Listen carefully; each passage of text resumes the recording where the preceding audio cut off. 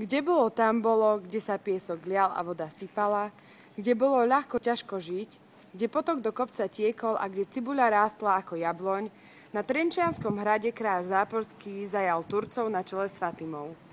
Keď sa o tom dozvedel Omar, ktorý ju veľmi miloval, rozhodol sa, že krásnu Fatimu vyslobodí.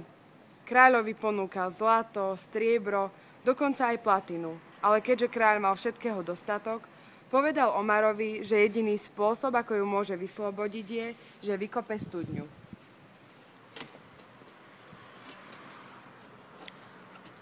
Ale basom, tieto tupie nástroje o ničom. Omar, zabrúzaj mne. Otupil som 698 motiku. Tuto, potom dávaj štrky, urobíme studňu.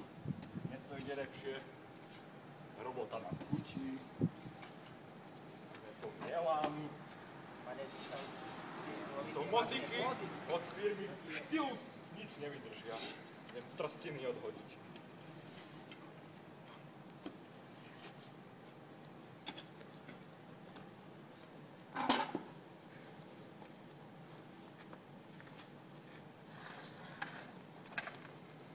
Pane, sme si porobili, čo? Urobený som ako fuj. Ja som ti túto studňu radšej na 3 zámky zamkol, lebo to fuj. Bezpečie. To je základ.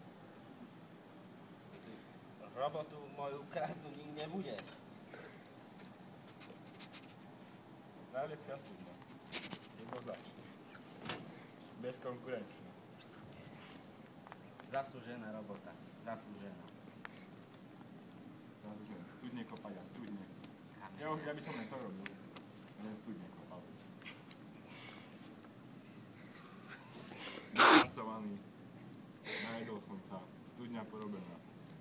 Čo veci?